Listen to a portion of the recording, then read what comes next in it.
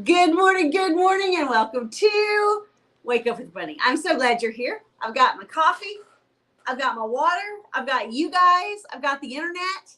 Like, how much more could a girl possibly want? Am I right? Yes, I am. Balancer reminds us, everybody, please like, subscribe, share with your friends, invite more people to come and wake up with Bunny. We'll just keep having all the fun. Whoo! What do we have going on the interwebs this morning? Also, before I forget, if you are not already on the adult education newsletter, it is all the sexy sex stuff. So if you like getting sex kind of lessons, tips, tricks, and whatnot, I do not pretend that everyone wants that kind of stuff popping up in their email. But if you do, go to the adult education email list and jump on. There's going to be an email going out today, and it's all the sexy sex stuff. Because the better you are, right? The more you know. Ding. Let's see what is going on today. I think it's going to be a good day for the interwebs. I just have a hunch. Oh, this is always good. This is always a good question. Okay. Have you ever had a wife or girlfriend who gained a lot of weight while you were with her? And this is not because she was pregnant. Like, she's gaining weight because she got lazy. She got, a health problem. She got, whatever. What did you do? Did you get used to it? Did you complain? Did you put her on a diet? Did you dump her? Etc. Every time he puts a question like this up, it always gets a lot of great responses. So let's check it out. Now, a lot of my ex-girlfriends gained weight, though, to the point that when I go on my yearly dudes trip with high school buddies, they all laugh about it. My wife is only a couple of pounds heavier than she was when we met, and we have 3 kids, 7 and under. That is awesome. Told her she was getting fat. She joined Weight Watchers. Wow. You'd have to be pretty fat to join Weight Watchers. Started eating way better and running. Good. That's awesome. And let's see. Never had one lose the weight. None even tried. Ooh. Only solution was to dump. That's kind of rough. No more breakfast for her. Oh my gosh. This really is not a problem. You just start banging your friends and sisters. They straighten right out and lose the weight. Especially right after that baby. Wow. She gets a 60-day grace period, then it's game on. So you bang her friends and sisters while she just had your baby and she's recovering from having a child. I'm not going to like that one. Let's see. My wife did this twice, only to lose 40 pounds in a single day. Oh, baby weight. That's pretty funny. Oh, honey. Shortened her chain every evening so the food bowl was just out of reach. That's bad. Oh, no, but extreme weight gain won't be tolerated. Yeah. You can choose between being with me or changing. I'm not in the gym 5 to 6 days a week and on a great diet to have fat women. Okay. He pushed, this is good. This is a girl response. He pushed me to work out with him. I saw it was a fun activity. He wanted a fit girl, and I wasn't going to lose out to a fit girl. Ended up losing 100 pounds. Holy crap. That's awesome. That's awesome. You can't lose the weight. Yeah, exactly. Yes, this has happened. And in my opinion, there's only one solution, unfortunately. You can't say, hey, you lose weight. You're the bad guy. You can't just leave. You're the bad guy. Only thing to do is sabotage a relationship till she wants to leave.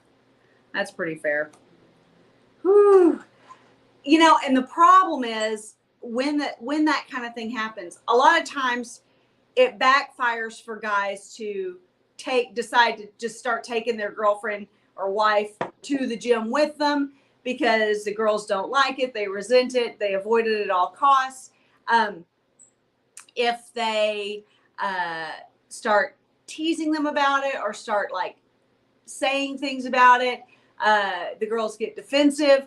Oftentimes, if a girl has even the inkling of kind of combativeness, she will just resist and she'll actually gain weight faster. The stress will cause her to snack more, eat more, move less, and truly just be like, well, I'll show him. I don't have to lose the weight for him. I don't have to, that kind of mentality. So if a girl really does follow your lead and really does kind of respect your leading and your guidance and your opinion about it, then mentioning something and saying, why don't you start coming to the gym with me, can work.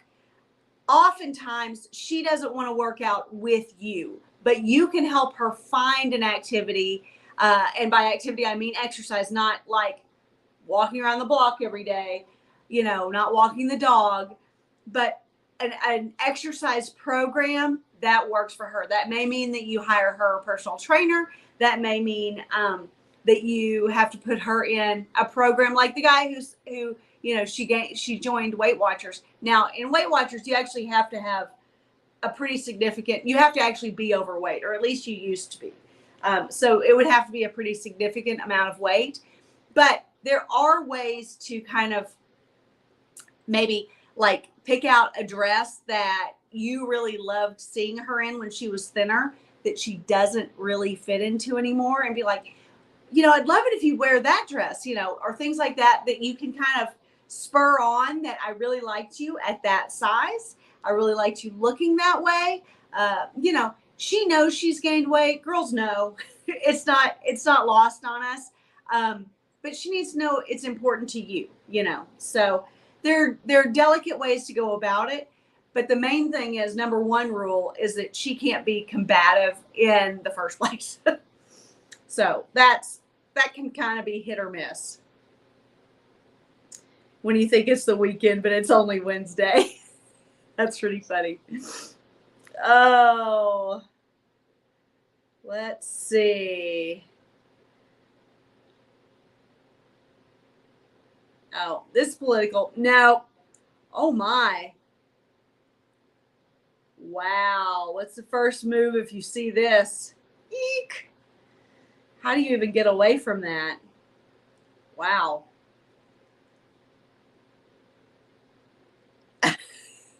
Ginger always taking pictures with her chickens. Chickens and chicks, her little pets. Let's see. What's a good movie to watch? No Scaries. Stephen Hawking. Ooh. He threw a party in 2009. Everyone was invited, but no one showed up. This is interesting. Okay, now I'm in it. Fascinating. On June 28, 2009, the world famous physicist Stephen Hawking threw a party at the University of Cambridge, complete with balloons, hors d'oeuvres, and iced champagne.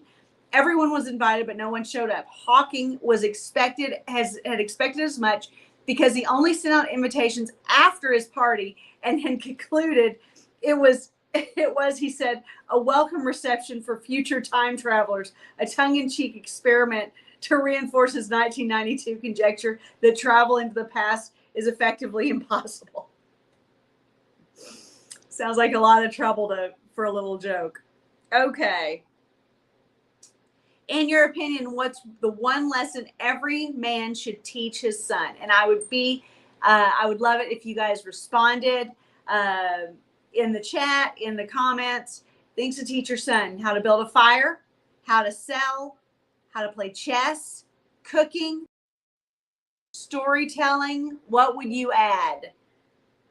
That's a pretty good list. I'm going to repost this so you guys can see it on your timelines as well, and chime into that conversation. That's a good one.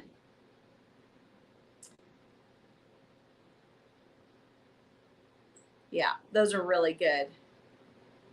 Oh my. See, now that kind of dress. If your girl has that kind of dress, I have a dress in my closet that I swear for like a straight year, Fort Worth requested that I wear it every single time we went out. Girls get tired of wearing the same dress, but it worked for him, so he didn't care. Let's see. No. Major red flag. An individual who cannot live on their own. That's a good point. A major red flag is an individual, and that's true, male or female, who just cannot live on their own. You know, there are a lot of men in particular who will get a divorce, break up with a live-in or whatnot, and quite literally, they cannot be alone. They will create a relationship out of the next woman they meet, and it usually does not work out very well, but they cannot be alone. That's pretty good. She's flirting with him. Yeah, we already talked about this girl. It's a great way for her to get in there and have conversation with a guy that she's interested in, but it's, man. Yeah, I already ran that one into the ground. Let's see. What's the best white sitcom ever? The Office is a pretty good one. Good morning from Tim Hicks's backyard. Let's see. When you never take girls seriously, treat them like the teenagers that they are, and tease the shit out of them, you never have to worry about breakups or divorce. Girls, you know, here's the thing. There's enough stuff in lives that are serious enough. Like, we stress about work, we stress about the house, we stress about putting decorations up, we stress about meal prep, we stress about getting, you know, kid A, kid B, kid C, kid D, kid E, however many, to all the different activities and things. We stress about making sure that an upcoming work event with you is prepared for. Like, there are all kinds of things, whether she works outside of the home or not, that are stressful to women. And keep in mind, and I even did an email on this just the other day, that women do not handle stress the way that men do. Women do not process stress the same way. And therefore, it affects us much more negatively. We internalize it more. You externalize it more. Guys kind of let the stress out. Girls kind of, we talk about it a lot, but we don't actually do anything about it or fix it. So there's a lot of internalization that goes on, and women just are not equipped to handle stress the same way that men are. So therefore, if you are playful with them, if you give them good feelings, if you tease them like teenagers, remember, oftentimes, more often than not, your girl is the biggest teenager in the room. She is, she doesn't take things well. She's kind of whiny. She throws little fits. Like, keep all of these things in mind. She's an emotional person. So if you are fun, if you're teasing her, if you don't take her seriously, unless it's like actually a serious thing. If there's a death in the family, it's serious. If she's crying because she just broke a fingernail, not so much. You can tease her about this stuff. And it goes a long way in ensuring that you are the continued leader of her world. Let's see. 10 things to keep a secret. Let's see about this, because Fort Worth and I were just talking on the podcast last night about oversharing and about how men in particular tend to overshare when out on a first date or in that first get to know you phase of relationship. So let's see the things that you need to keep a according to this account. Do not share your plans with anyone. I hear this a lot. There are two sides to the coin. There's the side of when you have big plans, you need to share them. It gives you accountability. You need to tell everybody what you're working on, what you're working towards, and it gives you accountability. The other side of the coin is don't share with anyone. Keep it to yourself, because number one, people oftentimes actually don't want you to win. So they'll actually sabotage, they'll try to squelch your plans, they'll tell you, really, that's what you want to do? Things like that. So there are two different sides to that coin, but do not share your plans. Do not talk about the intimate details of your life. This is kind of like basic manners 101, right? Don't talk about the intimate stuff. Now, in this neighborhood, we talk about the intimate stuff. Like it's just the nature of the beast. But in normal conversation, in mixed company, unless you're actually talking to a trusted mentor or someone that you truly need some advice or information from, a therapist of some kind, a counselor of some kind, an attorney, things like that, then you have to talk about some of the intimate details of your life. But for the most part, keep that stuff private, right? Never talk about how heroic you are, because true heroes don't have to talk about it.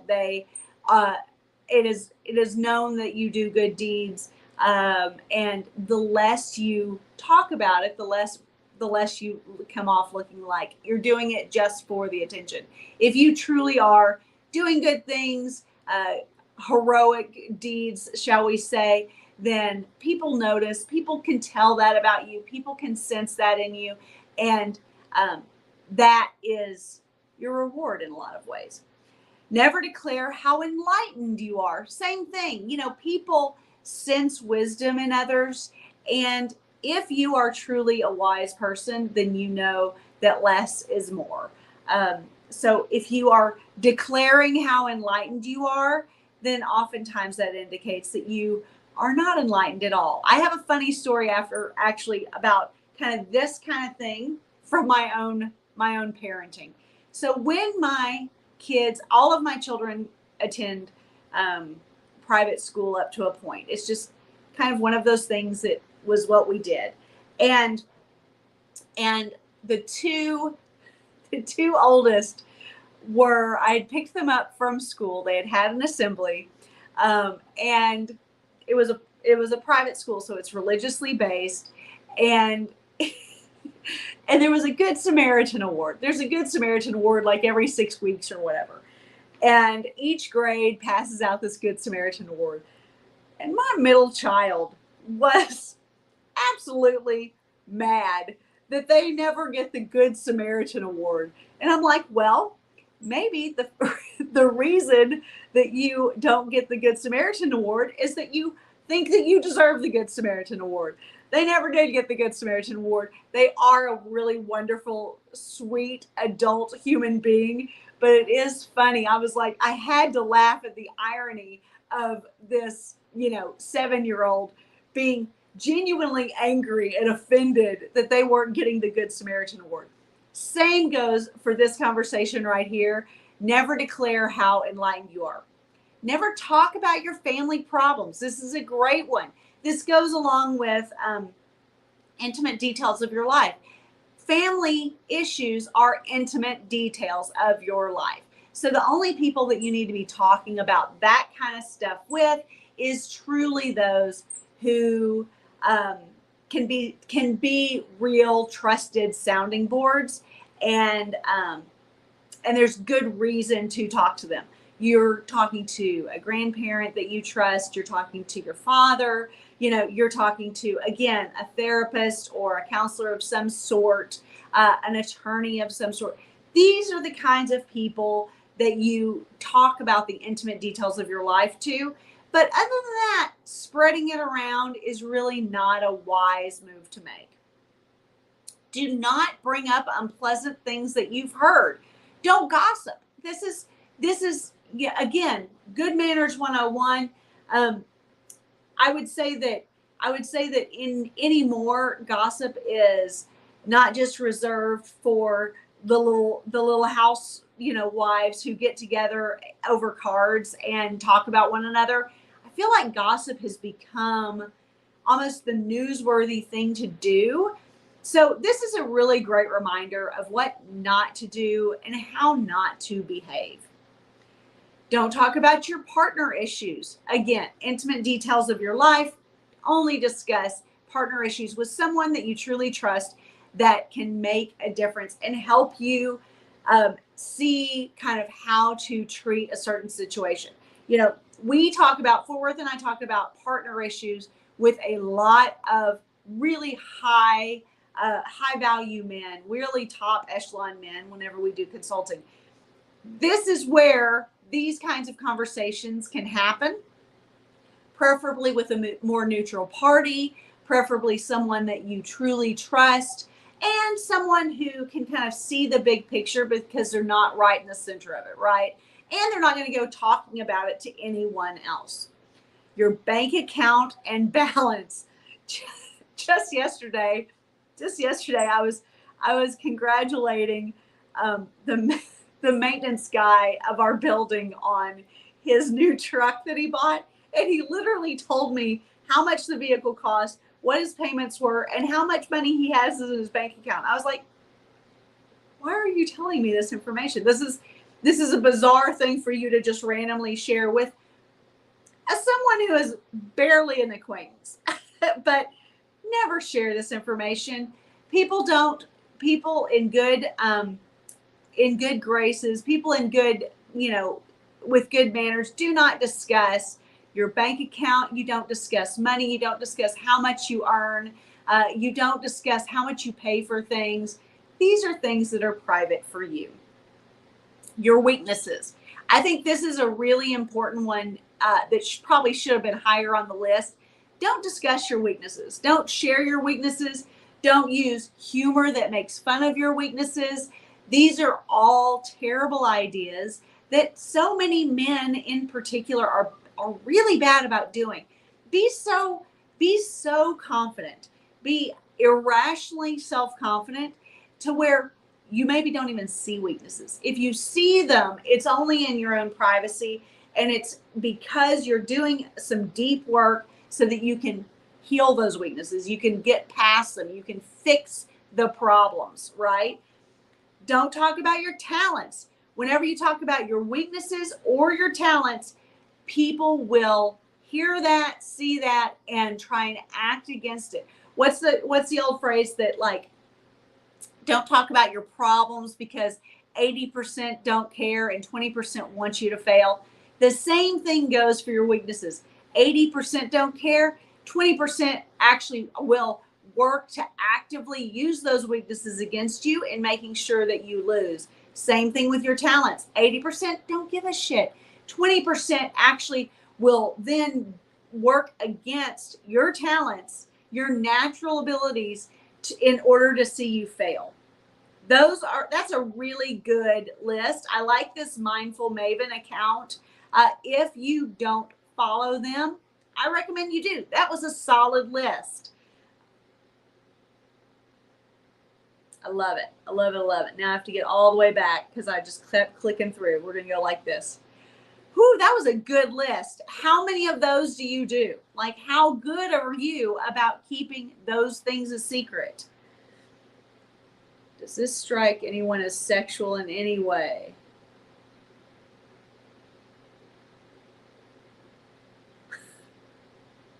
That's pretty funny. Yeah, that doesn't seem sexual to me either. Toddler welcomes his dad home from work. If you're a dad, this is the greatest feeling in the world, and nothing else comes remotely close. Oh, I have to. My baby, we might have taken the long way. We knew we'd get there someday. They said, I bet they'll never make it, but just look at us holding on. Nothing beats it. Nothing beats it. All right. When she's thick, kinky, loves to eat, and loves memes. That's funny. All right. Let's see what's refreshed here. It's driving me crazy to have that thing right there. All right. We already watched that one. I am digging these good morning posts that Fort Worth's putting up because he is pulling up some gems of pictures. What is this from? Chernobyl. That's what it looks like.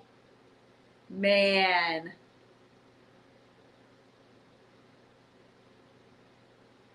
All right. Let's see what Stephen Story says, because you guys know I think the world of him. I did a great interview with him. He is absolutely great at designing a life that allows you to live remotely, to make money, to support your lifestyle and your travels. He's really top notch at kind of designing that life around what you want it to look like. Now, he's not married, no kids. There are caveats to everything. Met a guy living in San Francisco. Job went remote. He made $60,000 a year and moved to Brazil. That same $60,000 converts to $300,000 a year. Wow. Now he gets to live like a high earner instead of struggling to have a steak dinner at a nice restaurant once a year. 1,000%. And Stephen Story is an independent adjuster that teaches an independent adjusting course. He will truly give you the roadmap. So if you, especially you single guys out there, if you are not yet, I hate to use the phrase tied down, but truly there is a certain tether that happens once you get married and once you start having children. You aren't as available to move away from family. You're not as available to jet set. You're not as available to kind of set your own schedule and live kind of the way that you design at that point. So, keep all of those things in mind. But if you are of a mind to have a little bit more lenient lifestyle while also being a high earner, follow Stephen's Story and jump into that, because it is a great way to build a really great life.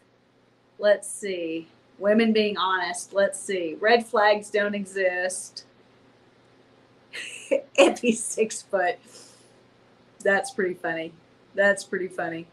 What is it? 6 foot, 6-figure income and 6-inch dick.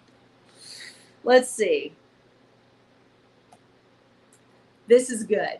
If you're married and you just can't help but cheat, remember the universal rules. Never local. Never fuck locally. Travel fuck, keep it out of town. And never embarrass your wife.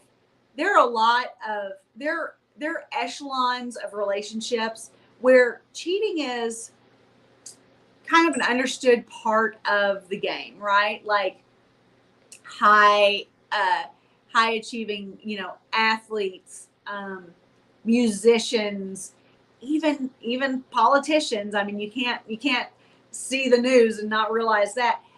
These areas of life where men are constantly getting women just thrown at them right and left, then those kinds of wives often kind of understand the gig, that they're gonna fuck around a little bit. But in those cases, you absolutely cannot embarrass the wife. You keep it out of town, you keep it away from her, you keep it in a place in a way where you're not going to have some baby mama walking, knocking on your front door because she knows where you live and she knows your wife. This is, if you absolutely cannot not cheat, you have to kind of abide by a certain set of rules, right? Fuck it up and you're going to pay. It's true. Let's see. If she says your cock is perfect, that means she's had bigger. Don't mind her having girls don't mind you having casual sex with you as long as you don't throw it in their face. If they feel slutty for it, that's when it turns into bad news for them. Lots of people believe they're too smart to get addicted. None of them are. True. Absolutely. Let's see. Argentina. If you walk 10,000 steps a day, that's about 5 miles. Yep. Walking 1 mile is about 100. Walking 1 mile is about 100 calories expended. Total 500 calories. When people report losing weight because they walk so much on vacation in Europe, should have expanded that one. This is what is largely attributed to. Oh, okay. People continuously underestimate walking for body weight maintenance. If you walk a lot, it's very difficult to get fat. The increased activity regulates appetite, hunger, fat burning, maintains insulin sensitivity. And this is a really important point. And I know this has nothing to do with dating, attraction, relationships necessarily, but staying a healthy weight and staying fit and active and keeping that zone 2 training consistent is a big deal. You will naturally metabolize all the rest of the day better if you start your day with a great walk. I mean, I do recommend 10,000 steps a day. In addition, this is an activity, not an exercise, right? So if you start your day with that 10,000 steps, roughly 5 miles, walk about an hour, whatever the case may be, it's a great way to clear your head and help your body burn even more the rest of the day. It gives you a little bit more leeway for the rest of the day. Hopefully you're also lifting weights. You're also doing some kind of training. Good morning. Good morning. I'm glad you jumped in here, Jinxie. But always remember that that increased activity, like a great walking habit, and consistency is key. Regulates appetite, hunger, fat burning, maintains insulin sensitivity. Obese people are not high activity people, period. Guys, jump on my adult education newsletter so that you can get that email that's going out today, all the sexy sex stuff. Adult education. It's sex lessons to your inbox. Not everybody wants sex lessons in their inbox. So make sure if you register for my adult education newsletter that you're okay with that you're not like, and then my wife saw it and she was mad, like nothing like that. I'm not here to get anybody in trouble, which is why I designed a specific newsletter to the sexy sex stuff, so that if you didn't want that kind of stuff coming into your inbox, it won't be there. Thank you guys so much for joining me today. I am always loving my time with you and waking up with Bunny. I don't know why I picked those up. I want you to go lift heavy weights. I want you to have some hot sex. And I want you to accomplish something great today. And know that in all things, I always want you to win.